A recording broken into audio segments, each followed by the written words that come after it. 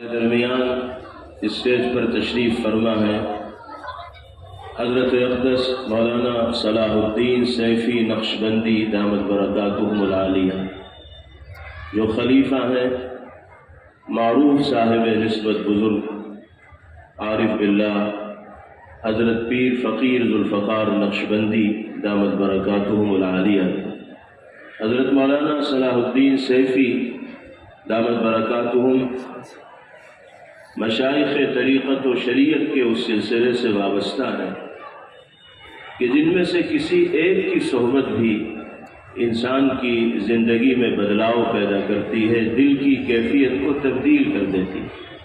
اللہ نے حضرت مولانا کو بھی اسی طرح کی صفات سے نوازا ہے۔ وہ جب گفتگو فرماتے ہیں، واعظ فرماتے ہیں تو از دل خیزت بر دل ریزت کا مصداق محسوس ہوتا ہے۔ دل سے کہی ہوئی بات سامعین کے دلوں پر اثر انداز ہوتی ہے اور اترتی چلی جاتی ہے۔ ہم سب کی یہ خوش بختی ہے کہ حضرت مولانا گجرات سے طویل سفر کر کے ہمارے درمیان تشریف لائے اور اپنے نہایت مصروف ترین وقت میں سے تھوڑا سا وقت ہم جیسوں کے لیے فارغ فرمایا۔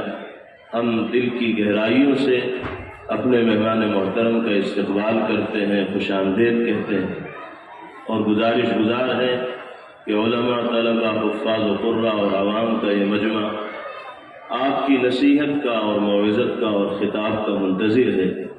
آپ تشریف لائیں اور اپنے کلمات عالیہ سے ہم سب کو مستفیض فرمائیں۔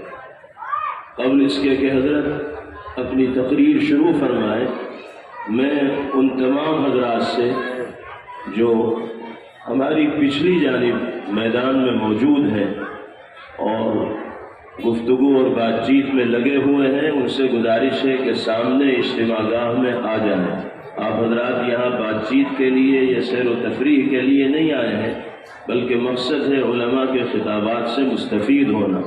یہ موقع آپ کو بار بار نہیں ملے گا۔ جو حضرات تشریف فرما ہیں ان سے گزارش ہے کہ مل مل کر بیٹھیں تاکہ جو لوگ جانبین میں کھڑے ہوئے ہیں ان کو بیٹھنے کی جگہ مل جائے۔ پیچھے جو حضرات موجود ہیں ان سے پھر کہا جا رہا ہے کہ آپ آگے اجتماع گاہ میں آئیے۔ کھانے کا سلسلہ بھی موقوف کر دیا گیا ہے۔ انشاءاللہ پروگرام سے فراغت کے بعد جو حضرات رہ گئے ہیں وہ کھانا کھائیں گے، تو آپ پوری دلچسپی، توجہ اور یکسوئی کے ساتھ تشریف فرمائیں۔ یہ لوگ جو حوض کے کنارے کھڑے ہوئے ہیں بیٹھ جائیں، سب بیٹھ جائیے، کوئی بھی کھڑا نہ رہے اور مجمع میں چلت پھرت نہ ہو، اطمینان و سکون کے ساتھ بیٹھ جائیں۔ بالکل آپ لوگ بھی بیٹھیں اگر جگہ ہو ادھر، ورنہ سامنے آ جائیں۔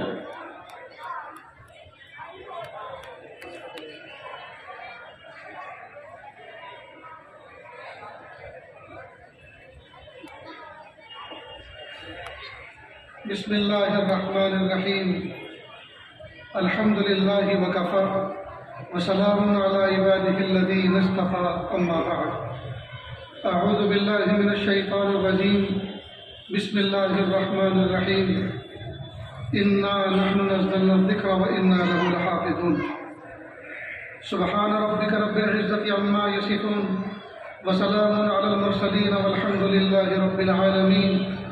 اللهم صل على سيدنا محمد وعلى آل سيدنا محمد وبارك وسلم۔ اللهم صل على سيدنا محمد وعلى آل سيدنا محمد وبارك وسلم۔ اللهم صل على سيدنا محمد وعلى آل سيدنا محمد وبارك وسلم۔ میرے سر کے تاج، علماء کرام، اساتذہ اعزام اور پیارے طلبہ عزیز، میرے پیارے اللہ کا لاکھ لاکھ شکر احسان ہے کہ اللہ رب العزت نے ہمیں اس وقت ایک ایسی محفل میں مل بیٹھنے کا موقع عطا فرمایا جس کا مقصد صرف اور صرف اللہ تعالیٰ کی یاد، اللہ تعالیٰ کی طرف دھیان، باطن کی اصلاح، آئندہ کے کچھ عزائم اور ارادوں کے ساتھ، مذاکرے کے ساتھ یہاں سے اٹھنا ہے۔ اللہ رب العزت جو بات کہنے کی توفیق عطا فرمائے، سننے کی توفیق عطا فرمائے، اللہ عمل کی توفیق عطا فرمائے۔ اللہ تعالیٰ ان باتوں پر عمل کی توفیق عطا فرمائے۔ پیارے طلبہ عزیز، میں نے آپ کے سامنے قرآن پاک کی ایک آیت پڑھی اللہ فرماتے ہیں انا نحن نزلنا الذکر وانا لہ لحافظون۔ بڑی تاکید کے ساتھ اللہ پاک نے اس آیت میں فرمایا کہ ہم نے قرآن پاک کو نازل کیا، ہم بھی اس کی حفاظت کرنے والے۔ یہ بڑے بھاری بھرکم تاکید کے صیغے اور الفاظ ہیں۔ تو جب اللہ پاک نے اس پورے نظام کی حفاظت کا وعدہ کیا ہے تو ہمیں پھر دل چھوٹا کرنے کی کیا ضرورت ہے، پریشان ہونے کی کیا ضرورت ہے؟ اس لیے جو لوگ اور جو ادارے ان اداروں کو ختم کرنے، بند کرنے یا ان پر قدغن لگانے کی کوششیں کر رہے ہیں، مشورے کر رہے ہیں، باتیں کر رہے ہیں، وہ بیوقوفوں کی دنیا میں رہتے ہوں گے۔ اس لیے کہ جس نے حفاظت کا وعدہ جس ذات نے خود اس کا کیا ہے، بھلا اس پر کوئی کیسے پابندی لگا سکتا ہے؟ یہ عاجز دنیا کی حکومتوں کے سامنے بہت محبت سے کہتا ہے کہ جن اداروں کے ذمہ دار، جن اداروں میں پڑھنے پڑھانے والوں نے آپ کو اتنا فارغ کر رکھا ہے، نہ آپ سے پینسل کا مطالبہ ہے، نہ قلم کا مطالبہ ہے، نہ کاپی کا مطالبہ ہے، نہ تنخواہ کا مطالبہ ہے، نہ ڈریس کا مطالبہ ہے، نہ نوکریوں کا مطالبہ ہے، جی اتنے لاکھوں اور ہزاروں افراد نے آپ کو فارغ کر رکھا ہے، تو آپ کو تو ان کے پیر دھو دھو کے پینا چاہیے، شکریہ ادا کرنا چاہیے۔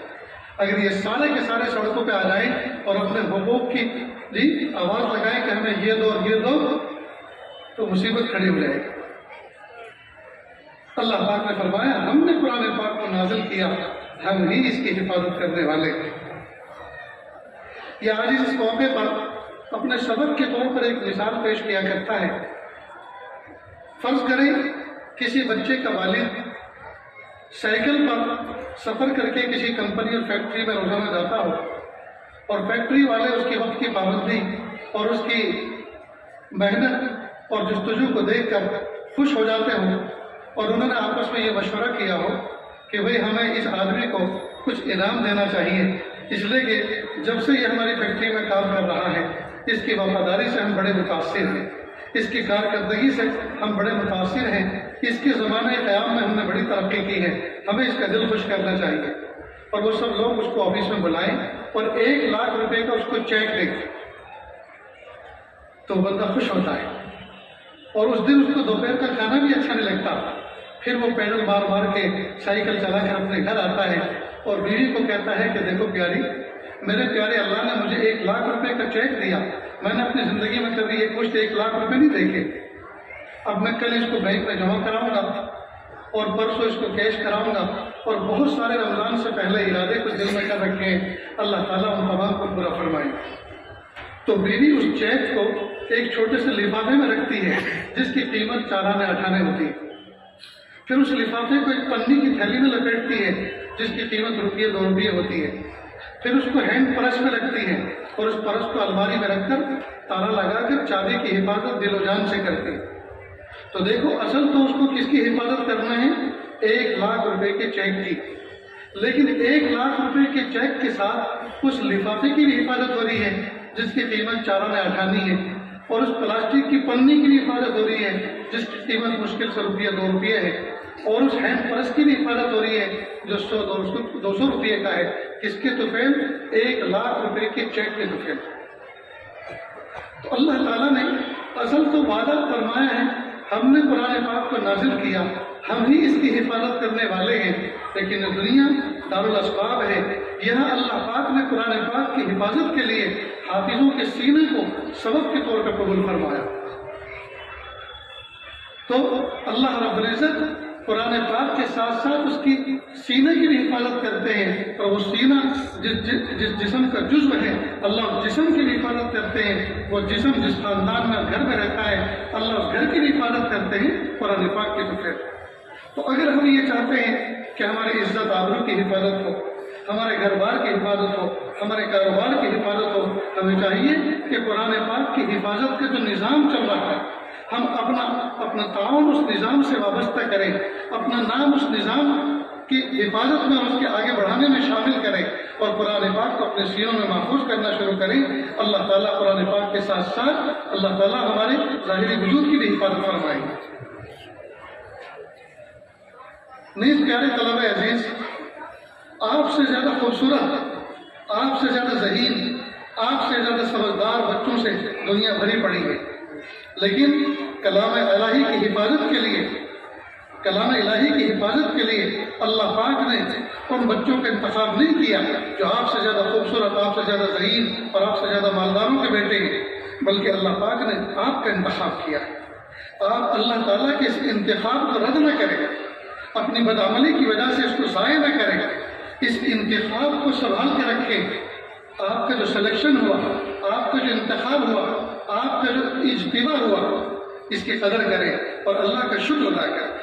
اور جب آپ نے 7 سال 10 سال کا قیمتی زندگی کا عرصہ ان اداروں کی چہار دیواری میں اساتذہ کرام کے سامنے بیٹھ کر گزار دیا، اب اس کا حق وفاداری تو یہی ہے کہ بقیہ زندگی کا حصہ بھی اسی کی خدمت میں گزار دیا جائے. عام طور پر دیکھا گیا 10 سال بچوں کو گزرتے ہیں، ان سے پوچھو آپ کا ارادہ کیا ہے، وہ کہتے ہیں جی ابھی سوچا نہیں. 10 سال گزرنے کے بعد ابھی تک سوچا نہیں ہمیں کرنا کیا ہے. یہ انتہائی غفلت کی بات ہے.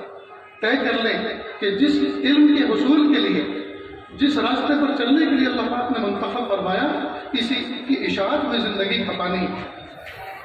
ایک مرتبہ میرا ساؤتھ افریقہ کے علاقے میں سفر ہوا اور اس وقت ریاست گجرات میں بہت ہی عجیب و غریب حالات تھے. اسی زمانے میں مجھے کشمیر کے علاقے سے دعوت ملی کہ آنا ہے، لیکن حالات وہاں کی مقامی خراب ہونے کی وجہ سے میں نے وہاں عذر کر دیا اور انہوں نے عذر بادی ناخواستہ قبول بھی کر دیا اور میں نہیں جا سکا. لیکن مجھے ایک طلب رہا کہ میں ان کی دعوت پر نہیں جا سکا. اس سمجھ میں نہیں آ رہا تھا کہ مجھے کرنا کیا چاہیے ایسے موقع پر. تو میں نے ایک صاحب نسبت بزرگ سے اس کا تذکرہ کیا. 2 افراد سے میں نے اس کا مشورہ کیا تو دونوں نے الگ الگ جواب دیے اور مقصد ایک ہی تھا. ایک نے تو قرآن پاک کی آیت پڑھی، فرمایا کہ میں آپ کے سامنے قرآن پاک کی ایک آیت پڑھتا ہوں، آپ اس سے خود اندازہ لگائیں کہ آپ کو کیا کرنا چاہیے. فرمایا بسم اللہ الرحمن الرحیم یا ایھا الرسول بلغ ما انزل الیک من ربک فإن لم تفعل فما بلغت رسالتہ واللہ یعصمک من الناس. بس ایسا لگا کہ یہ آیت ابھی میرے لیے نازل ہوئی ہے. اے رسول، آپ پر جو ہم نے نازل کیا اس کو پہنچاؤ لوگوں تک. آپ کو جس ڈیوٹی پر فائز کیا ہے آپ پہنچاؤ اس کو لوگوں تک، اس کا حق ادا کرو. اور اگر آپ ایسا نہیں کریں گے تو آپ نے اس رسالت کا حق ادا نہیں کیا. واللہ یعصمک من الناس، اور لوگوں سے ڈرتے کیا ہو، حالات سے گھبراتے کیا ہو. اس ابلاغ کی برکت سے اللہ تعالیٰ لوگوں کے شر سے آپ کی حفاظت فرمائے. معلوم ہوا ابلاغ میں صیانت اور حفاظت ہے اور ترک ابلاغ میں مصیبت ہے. ہم لوگ ترک ابلاغ میں اپنی حفاظت سمجھتے ہیں، حالانکہ ابلاغ میں حفاظت ہے. اس لیے اس کے بعد جب میں نے اس آیت کو پڑھا اور سنا اور سمجھا، سوچا سورہ ستارے پہ بھی اگر کوئی شخص بلائے گا تو میں جانے کے لیے تیار ہوں. اللہ اکبر. پھر ایک دوسرے بزرگ سے اس کا تذکرہ کیا تو انہوں نے فرمایا کہ کیوں نہیں جانا چاہیے، ضرور جانا چاہیے. آپ اس بات کا اگر انتظار کریں کہ حالات ٹھیک ہو جائیں گے تب ہم سفر کریں گے، تب ہم دین پہ کام کریں گے، تب دین کی اشاعت کریں گے، تو حالات تو قیامت تک ٹھیک ہونے والے نہیں. اللہ پاک نے یہی حالات ہمیں کام کرنے کے لیے دیے ہیں، لہٰذا انہی حالات میں اللہ تعالیٰ سے دعا کر کے اسباب اختیار کر کے قدم آگے بڑھانا چاہیے. ورنہ اگر اس بات کا انتظار کریں گے حالات ٹھیک ہوں گے تو ہم کام کریں گے، تو حالات تو آئے دن، ہر آنے والے دن میں گزرے ہوئے دن سے زیادہ حالات خراب ہونے والے ہیں. پیارے طلبہ عزیز، اس بات کو اپنے لیے اسوہ، قدوہ اور نمونہ سمجھیں اور دین کے لیے کمر بستہ ہو جائیں، دین کی اشاعت کے لیے کمر بستہ ہو جائیں، عمل کریں اور علم الہی کے ساتھ اللہ تعالیٰ سے نور الہی بھی مانگیں اور علم نبوت کے ساتھ اللہ تعالیٰ سے نور نبوت بھی مانگیں. اور راتوں کی تنہائیوں میں 2 رکعت پڑھ کر اللہ تعالیٰ سے اپنا رابطہ استوار کریں. نظر اللہ کی ذات پہ رکھیں، نظر اللہ کی ذات پہ رکھیں. پیارے طلبہ عزیز، آپ لوگ فارغ ہونے والے ہیں. بہت سے بچے حفظ کی تکمیل کیے ہوئے بہت سے بچے اس سال فارغ ہونے والے ہیں اور امت آپ کا انتظار کر رہی ہے. اگرچہ آپ کی جیب کی تلاشی لے جائے تو شاید پھوٹی کوڑی نہ ملے، لیکن آپ فکر نہ کریں، وہ دن دور نہیں. دنیا کی نعمتوں سے بھرے ہوئے دسترخوان آپ کا انتظار کر رہے ہیں. آپ صاحب نسبت تو بنے، صاحب تقویٰ تو بنے، صاحب عمل تو بنے. جہاں جاؤ گے وہ چیزیں شاعر اللہ بن جائیں گی. جس کرسی پہ بیٹھو گے لوگ نشانی بنا کر اس کو سنبھال کر رکھیں گے. حضرت قاری صاحب آئے تھے، حضرت عالم صاحب تشریف لائے تھے، اس کرسی پہ بیٹھے تھے، اس چارپے پہ آرام کیا تھا، اس گوشے کے اندر آرام کیا تھا، اس گاڑی میں بیٹھے تھے. اس کو بیچنا پسند نہیں کریں گے، اپنے سے جدا کرنا پسند نہیں کریں گے. کیوں؟ اس لیے کہ آپ کی نسبت اس کے ساتھ جڑ چکی ہو. اللہ تعالیٰ آپ کو صاحب نسبت بنائے اور شوٹ والے اور بوٹ والوں کو دیکھ کر رال نہ ٹپکائے. ساتوں زمین اور ساتوں آسمان سے بھاری بھرکم کلام الہی اللہ پاک نے آپ کے سینوں میں محفوظ کیا.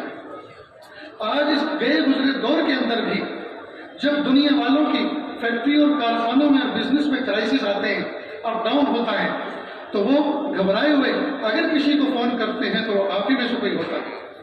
حضرت دعا کر دیجیے اللہ تعالیٰ حالات پر رحم فرمائے.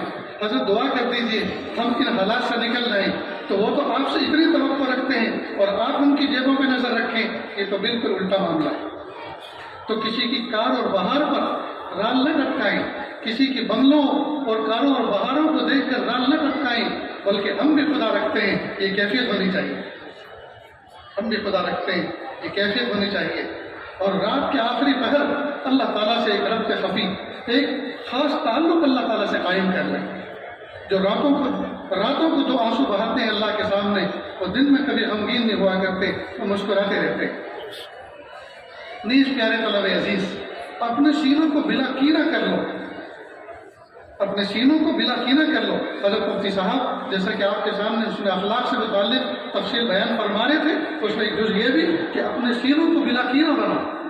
جس سینے میں کینہ ہوگا وہ جنت میں نہیں جائے گا. ہم اللہ کے محبوب صلی اللہ علیہ وسلم کی ظاہری سنتوں کی اتباع تو کرتے ہیں مقدور پر، سر پہ امامہ باندھیں گے، سرما لگائیں گے، خوشبو لگائیں گے، سفید لباس پہنیں گے. یہ تو ظاہری وہ سنتیں ہیں جن کو لوگ دیکھ کے تھوڑی واہ بھی کر دیتے ہیں. لیکن ایک سنت محبوب صلی اللہ علیہ وسلم کی وہ ہے کہ جو ہم تمام سے نظر انداز ہو رہی ہے، اور وہ یہ کہ محبوب کا سینہ بلا کینہ تھا. ہم اس سنت کی اتباع کیوں نہیں کرتے؟ اس کا ارادہ کریں، پھر دیکھیے اللہ تعالیٰ کیا لطف زندگی عطا فرماتے ہیں.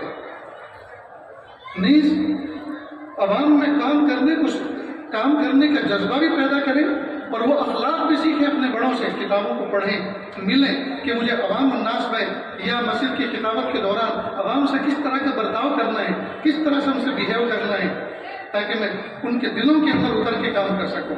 اس کی ایک بنیادی بات یہ بھی ہے، ہم نے اپنے بڑوں سے سیکھا کہ کسی کو کھلا کے اس کو اپنا بناؤ اور کسی کا کھا کے اس کو اپنا بناؤ.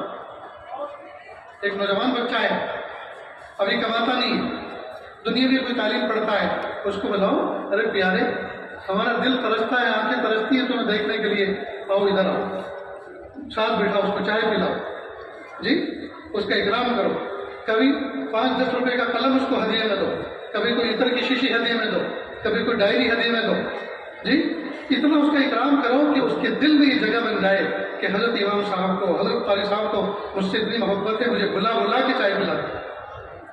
اور جن کو اللہ پاک نے کچھ فراوانی دی ہے ان سے محبت بڑا شکوہ کرو، جناب اتنے بخیل ہو گئے ہیں، ہم آپ کی چائے پینے کو ترس رہے ہیں اور آپ چائے نہیں پلاتے. ارے حضرت کیا بات کہہ دی، میں تو ترستا ہوں آپ کو کہ آپ میرے گھر پہ تشریف لائے چائے پیے. نہ آپ اس کی چائے کے محتاج ہیں، نہ اس نوجوان بچے کے محتاج ہیں. اصل تو ان دونوں کو اپنے قریب کر کے اللہ سے قریب کرنا ہے، دین کے قریب کرنا ہے. یہ ہے کام کرنے کا طریقہ. جس بستی میں آپ جائیں وہاں دوڑ پھاڑ نہ کریں، کچھ لوگوں کو قریب کر لیں، کچھ لوگوں کے قریب ہو جائیں، کچھ لوگوں سے دور ہو جائیں اور آپ ایک فرقہ جنم دے دیں اور آپ نفرت کی دیوار کھڑی کر دیں. نہیں، ایسا ہرگز نہ کریں. آپ پردیسی ہیں، آپ اس جگہ کو چھوڑ دیں اگر بھائی اختلاف اور آپ کے وجود سے، اس لیے کہ ان کو آپ جیسے بہت مل جائیں گے. لیکن اگر امت پھٹ گئی اور امت میں نفرت ہو گئی تو ان کو جوڑنے والا کوئی نہیں ملے گا. حسن تدبیر کے ساتھ، حسن اخلاق کے ساتھ، سب کے ساتھ تعلق رکھیں.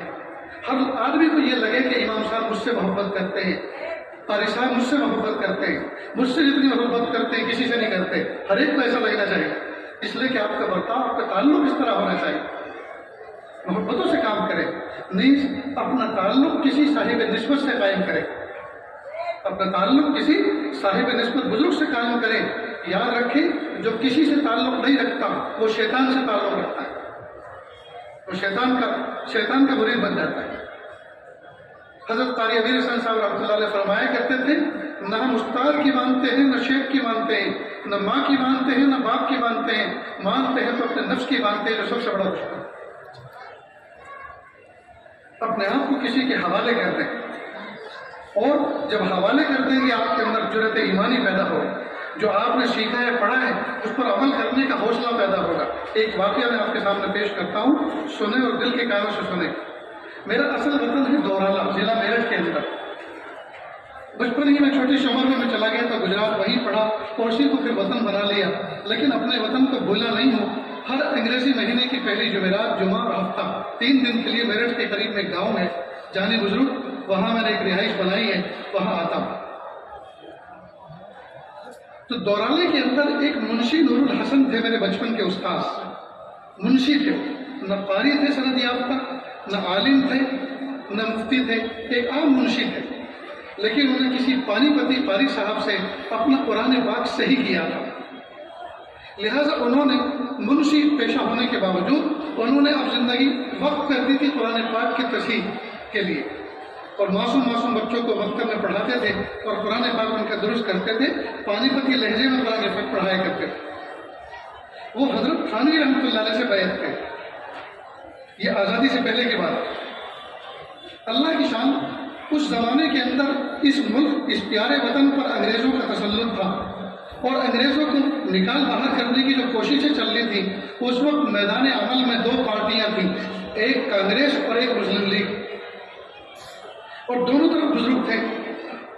حضرت تھانوی رحمۃ اللہ علیہ نے لیگ کی تائید میں ایک چھوٹا سا کتابچہ بھی لکھا تھا۔ حضرت منشی نور الحسن صاحب جب حضرت سے وابستہ ہوئے، حضرت تھانوی سے بیعت ہوئے، تو سوچا کہ حضرت نے جس کی تائید کی ہے میں بھی اس کمیٹی کے ساتھ جڑ جاتا ہوں، تو میرٹھ حلقے کے مسلم لیگ کے حلقے سے وابستہ ہوئے اور کمیٹی کے ممبر بن گئے۔ ایک مرتبہ کمیٹی نے اپنے ممبروں کو طلب کیا، میٹنگ ہوئی، اس میٹنگ میں منشی نور الحسن صاحب نے ایک عجیب بات کہی کہ بھائیوں، حضرت مدنی بھی بزرگ ہیں، حضرت تھانوی بھی بزرگ ہیں، اور ان دونوں کے اندر رائے کا اختلاف ہے، ذات کا اختلاف نہیں، رائے کا اختلاف ہے۔ یہ اس پارٹی کی تائید کرتے ہیں، وہ اس پارٹی کی تائید کرتے ہیں، لیکن ہم یہ لیگی لوگ ان کو برا بھلا کیوں کہتے ہیں؟ تو فوراً کسی نے کہا، مولانا بدری کو تم بزرگ مانتے ہو؟ کون کو کس نے بزرگ کہا اگر آپ کا ایسا ہی گستاخی بھرا رویہ ہے تو میں استعفیٰ دیتا ہوں مسلم لیگ سے، اور یہ استعفیٰ دے کر دورالا گاؤں آ گئے، لیکن ان سے رہا نہیں جا رہا تھا کہ یہ کیا ہوا۔ فوراً تھانہ بھون کا سفر کیا اور دیر رات گئے، وہاں پہنچے تو حضرت یہ خادی میں خاص تھے بھائی سلیمان، ان سے واقعہ ذکر کیا کہ بڑے بھاری دل کے ساتھ میں آیا ہوں۔ اب وہ کیا کہ میرے میں ایسا واقعہ پیش آیا، میں نے ایسا کہا، سامنے والے نے ایسا جواب دیا، اور میں نے استعفیٰ دیا، اور میں نے سوچا کہ میں حضرت کے سامنے اس کا تذکرہ کروں کہ جس جماعت کی آپ تائید کرتے ہیں وہاں تو ایسے لوگ رہتے ہیں۔ تو بھائی سلیمان نے غضب کیا، انہوں نے کہا مولانا مدنی کو تم بزرگ سمجھتے ہو، بزرگ تو شیطان بھی تھو۔ کہتے بھائی تم، بھائی سلیمان تم یہ کیا بات کہہ رہے ہو؟ کہ ہاں میں جو کہہ رہا ہوں صحیح کہہ رہا ہوں، کہ میں یہ بات حضرت سے کہوں گا کہ کہہ دینا۔ اب بڑے بھاری دل کے ساتھ رات کو نیند بھی نہیں آئی، چارپائی کو کروٹ بدلتے رہے، سوچا صبح اور حضرت کے سامنے تذکرہ کرو، اور جب حضرت کے خادی میں خاص کا یہ حال ہے تو پتہ نہیں آگے کیا حال ہوگا۔ چنانچہ صبح فجر کی نماز ہوئی، حضرت کی مجلس سجی، مجلس میں ہمت نہیں ہو رہی تھی کہ بات کا آغاز کہاں سے کروں اور کس طرح کروں۔ اللہ کی شان، وہ دربار تو عجیب تھا۔ حضرت نے ایک خط سنانا چاہا کہ ایک سائل نے مجھ سے ایک سوال کیا ہے، میں وہ سوال سناتا ہوں اور میں نے کیا جواب لکھا ہے وہ بھی بتاتا ہوں۔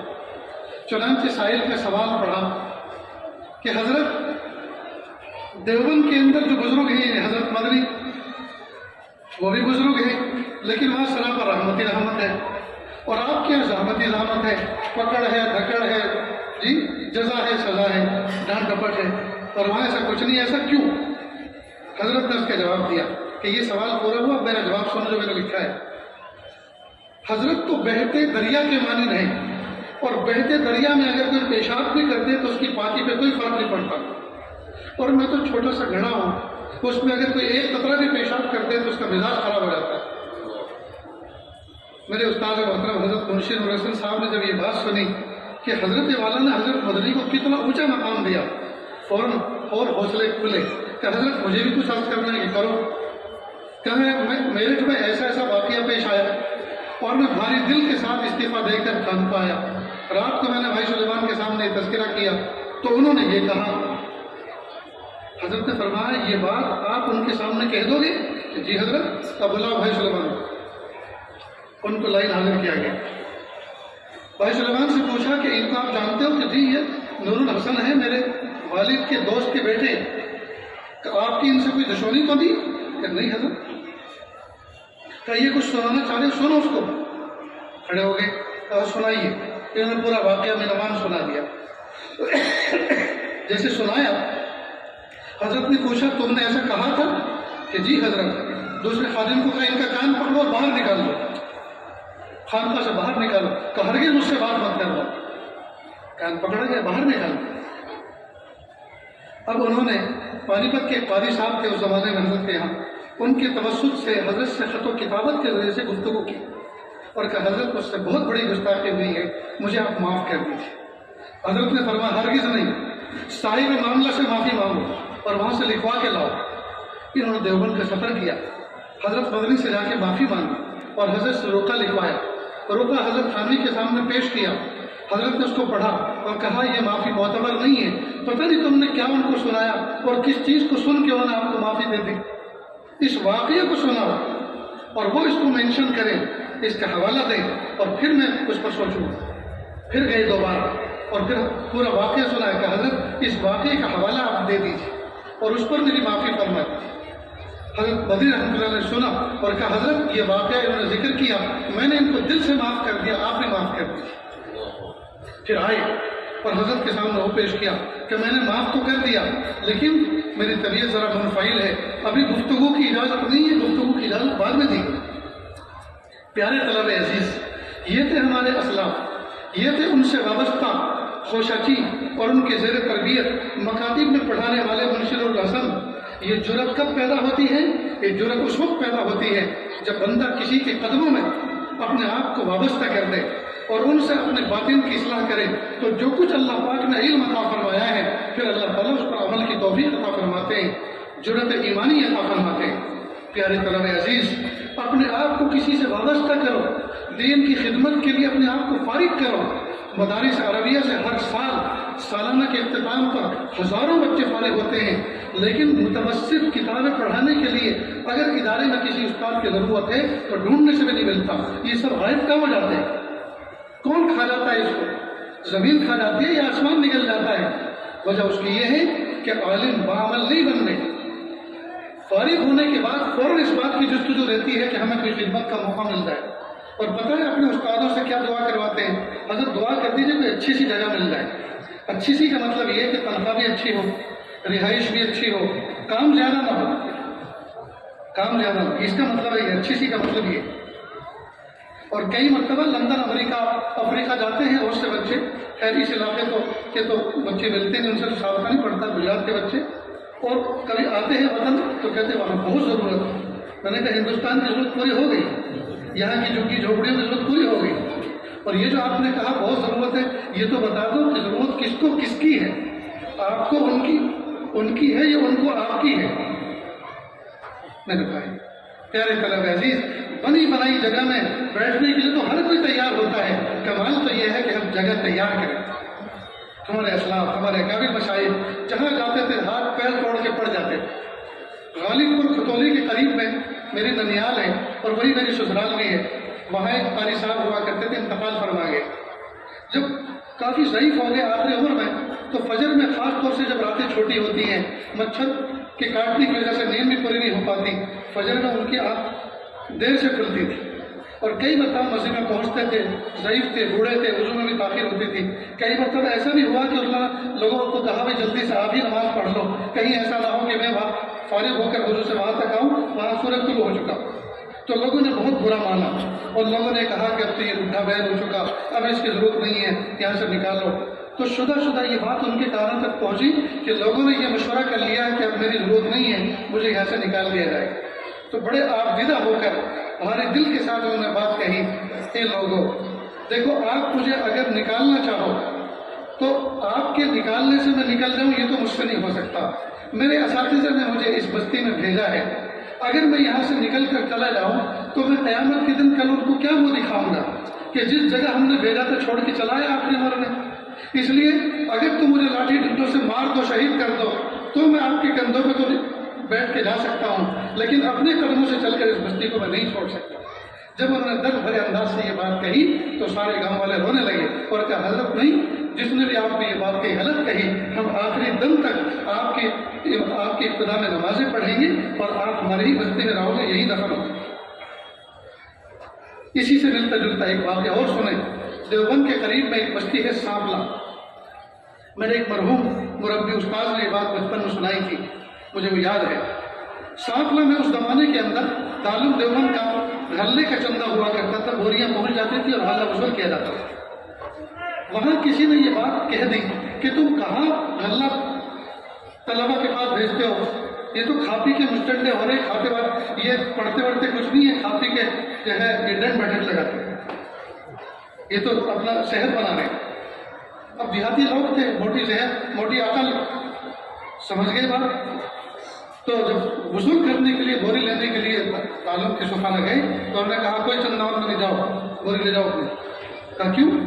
کہا تم لوگ کچھ پڑھتے پڑھاتے میں نے کچھ نہیں کرتے، بس ایسی موج مستیاں کرتے ہو۔ ہے وہ آئے اور بڑوں سے ذکر کیا تو بڑے سر جوڑ کے بیٹھے، کہ بھائی ان کی مرضی، مالک ہو اپنے مال کے، اللہ تعالیٰ کوئی اور اسباب بنائیں گے، کوئی ضروری تو نہیں ہے کہ انہیں غلے سے تعلق چلے گا، کوئی بات نہیں، ان کی مرضی، نہ دینا چاہے تو نہ دیں، دینا چاہیں گے تو ان کا فائدہ ہوگا۔ کچھ بزرگوں نے کہا کہ ٹھیک ہے ان کی مرضی ہے، مالک اپنے مال کے، لیکن یہ جو بدگمانی ان کے ذہن میں بیٹھی ہے اس کی ہم کوشش تو کریں دور کرنے کی۔ بہت اچھا، باتیں ہو گئی۔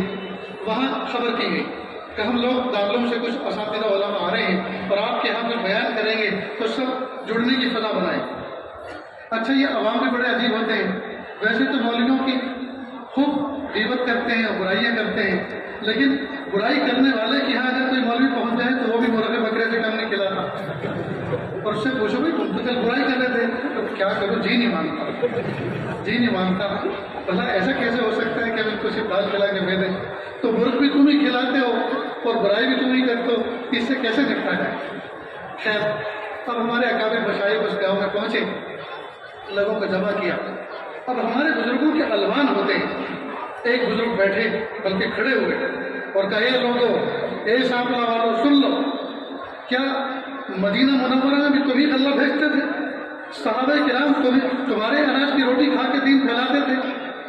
مبارک ہو تم کو تمہارا غلہ، ہمیں کوئی ضرورت نہیں ہے، اللہ بہت بڑا ہے، اللہ کے خزانے بہت بڑے۔ توکل پر زبردست بیان کیا، بیٹھ گئے۔ ہمارے دوسرے ایک بزرگ کھڑے ہوئے اور آپ دیدہ تھے، دل رقیق تھا، کھڑے ہوئے کہا اے لوگوں، حضرت والا نے جو آپ کے سامنے بیان کیا، یہ ان کا ضعف، یہ ان کا توکل، یہ ان کا یقین، یہ ان کی معرفت، انہوں نے آپ کو کہہ دیا، لیکن میں آپ کے سامنے جھولی پھیلاتا ہوں، جو بات آپ تک پہنچی ہے وہ غلط ہے۔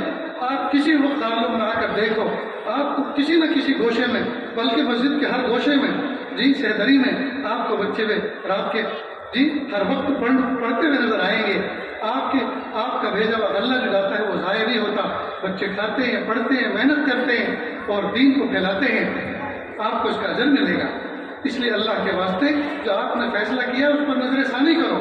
اور اس درد کے ساتھ بیان کیا کہ وہ خود بھی رو رہے تھے، پورا مجمع رو رہا تھا۔ اور اس کے بعد اختتام بیان پر کہا حضرت بوریاں آپ چھوڑ جاؤ، بوریاں آپ لے کے جایا کرتے تھے، آپ کی بار ہم خود پہنچائیں گے۔ تو دیکھو ہمارے اکابر مشائخ میں الوان تھے، انداز تھے، پتہ نہیں آپ میں کون سا لون ہوگا، کون سی طبیعت آپ کی ہوگی. آپ اپنی صلاحیتوں کو اجاگر کریں اور اللہ تعالیٰ سے مانگیں، اللہ جس کام کے لیے آپ نے مجھے پیدا فرمایا اللہ اس کے لیے میرے لیے راستے کشادہ کر دیجیے، میرے لیے راستے کھول دیجیے. پیارے بچوں، زندگی کا قیمتی وقفہ 7 سال 10 سال کا کوئی معمولی عرصہ نہیں ہے یہ. اتنا عرصہ آپ نے مدرسے کی چہار دیواری میں گزارا ہے، اور چہار دیواری میں گزارنے کے بعد اب قوم آپ کا انتظار کر رہی ہے، امت آپ کا انتظار کر رہی ہے. آپ ان کو بہترین قرآن سنائیں، بہترین قرآن پڑھائیں، آپ ان کو اللہ کے محبوب صلی اللہ علیہ وسلم کے ارشادات سنائیں جی، اور درد کے ساتھ سنائیں، اخلاص کے ساتھ کام کریں. خدا کی قسم اللہ تعالیٰ نے آپ کا رزق تو لکھ دیا ہے، وَمَا مِن دَابَّةٍ فِي الْأَرْضِ إِلَّا عَلَى اللَّهِ رِزْقُهَا يَعْلَمُ مُسْتَقَرَّهَا وَمُسْتَوْدَاهَا كُلٌّ فِي كِتَابٍ مُبِينٍ. وہ تو لکھا جا چکا ہے، وہ تو فیصلہ ہو چکا ہے. جس کا فیصلہ ہو چکا ہے اس کے بارے میں ہم متفکر نہ ہوں، اس کے بارے میں ہم متفکر نہ ہوں. اللہ انتظام کرنے والے. آپ وہ کام کریں جو آپ کے اختیار میں ہے، اللہ وہ کریں گے جو اللہ کے اختیار میں، اللہ وہ کریں گے جو اللہ اس کے اختیار میں. بلکہ میں اپنے ہم اشروں کے اور طلبہ عزیز کو ایک بات کہتا ہوں، سنیں اور دل کے کانوں سے سنیں. ایک دعا اللہ سے اور مانگا کریں، میرے پیارے اللہ میری دنیا بھی مجھے اتنی اچھی عطا فرمائی ہے کہ میری دنیا کو دیکھ کر دنیا والے دین پر آ جائیں. اللہ مجھے دنیا بھی اتنی اچھی عطا فرمائی ہے، میری گاڑی، میرا گھوڑا، میرا بنگلہ، میرا گھر، میرا کتب خانہ، میری مسجد، میری درسگاہ، میرا مدرسہ، وہ اتنا اچھا ہو کہ دنیا والے میری دنیا کو دیکھ کر دین پر آ جائیں. فرنیچر بن کے کیوں رہیں؟ جب جیب میں کچھ بھی نہ ہو اس وقت اور زیادہ صاف ستھرے کپڑے پہن کر رہو، معطر رہو، تاکہ دنیا والے آپ کو شہزادے سے کم نہ سمجھیں، اور دل میں اللہ سے کہو پیارے اللہ آپ دیکھ رہے ہیں نا، دیکھ رہے ہیں نا آپ، میری جیب میں کچھ بھی نہیں ہے لیکن میں نے جی اپنی غربت پہ پردہ ڈالا ہوا ہے. میرے پیارے اللہ آپ مجھے مخلوق کے سامنے محتاج نہ بنائیں. تو ایک تو یہ دعا کریں کہ اللہ مجھے دنیا بھی اتنی اچھی عطا فرمائی ہے کہ میری دنیا کو دنیا والے دیکھ کر دین پر آ جائیں. اور دوسرا اس بات کی نیت کر لیں کہ پیارے اللہ مجھے اتنا رزق حلال عطا فرمائیے کہ میں دین کی خدمت جہاں بھی کروں یا جہاں میں نے کی ہے ایک ایک پائی پائی میں ان کو واپس کر دوں. میں تنخواہ لے کر دین کی خدمت کرنے والا نہ بنوں بلکہ بغیر تنخواہ کی خدمت کرنے والا بنوں. نیت تو ابھی کر لیجیے، جب آپ کریں گے تب کریں گے، جب تنخواہ واپس لوٹائیں گے تب لوٹائیں گے، لیکن آپ نیت تو بھی کر لیجئے. اس نیت پر اللہ پاک قیامت کے دن آپ کو ایسی صف میں کھڑا کریں گے جن لوگوں نے دین کی خدمت کی ہے بغیر کسی اجرت کے لیے ہو، آپ کی نیت کی برکت سے.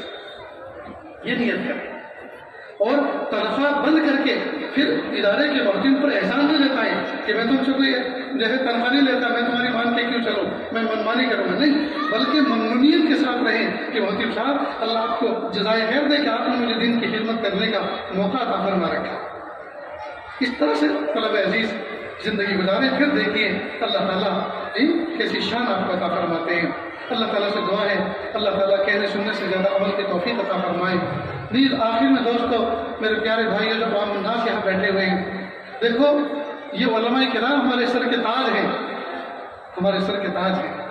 ان کو محبت کی نظر سے دیکھو، ان کے اداروں کو جہاں یہ خدمت کرتے ہیں عظمت کی نظر سے دیکھو. اپنا حلال روزی کا حلال کمائی کا تعاون پیش کرو، اور کچھ بھی نہیں کر سکتے تو کم از کم مخالفت مت کرو. یہ بھی تو بہت بڑا تعاون ہے، مخالفت مت کرو. ان کی آہی سحرگاہی سے، ان کی محنتوں سے یہ دین کے قلعے محفوظ ہیں، اور اس دنیا کے اندر ہم اس طرح سے الحمدللہ چل پھر رہے ہیں. ابھی میں مسجد اقصی فلسطین جا کر آیا ہوں، ابھی 3 ہفتے ہوئے ہیں. حالانکہ انہوں نے قربانیاں اتنی دے رکھی ہیں، ماضی قریب میں جن لوگوں کو اپنی ملک واپس ملے ہیں ان سے بھی زیادہ دے رکھی ہیں، لیکن اللہ کی مدد اور اللہ کی نصرت ابھی تک وارد کیوں نہیں ہوئی ان پر؟ اس کی ایک وجہ یہ سمجھ میں آئی کہ نہ تو وہ قیادت ہے تقوی والی، اللہ کی طرف رجوع والی، اور نہ ظاہری صلاح ہے. میں نے فلسطینی نوجوانوں کو دیکھا، حالانکہ وہ بڑے جڑی ہیں، بڑے قوی ہیں، ان کا ایمان بہت اچھا ہے، لیکن ظاہری وجہ کا یہود و نصارہ جیسی ہے. بال وہی جیسے یہود و نصارہ کاٹے پھر رہے ہیں، فرنگی لباس ہے، وہ سر کے اوپر ٹوپی نہیں. پوری مسجد اقصی کے اندر نظر دوڑائی تو خال ٹوپی والے تھے، ورنہ ننگے سر سارے کے ساتھ. پیارے آقا صلی اللہ علیہ وسلم کبھی بازار میں بھی ننگے سر نہیں گئے، اور ہمارا حال یہ ہے کہ ہم مسجدوں میں ننگے سر رہتے ہیں۔ اس لیے اللہ تعالیٰ کی ذات کی طرف رجوع کریں، تقوی کے ساتھ زندگی گزاریں، علماء کرام کو اپنے سر کا تاج سمجھیں اور ان کے ساتھ میں محبت کا معاملہ کریں۔ اللہ تعالیٰ کہنے سننے سے زیادہ عمل کی توفیق عطا فرمائے۔ وآخر دعوانا ان الحمد للہ رب العالمین۔ جزاکم اللہ خیرا۔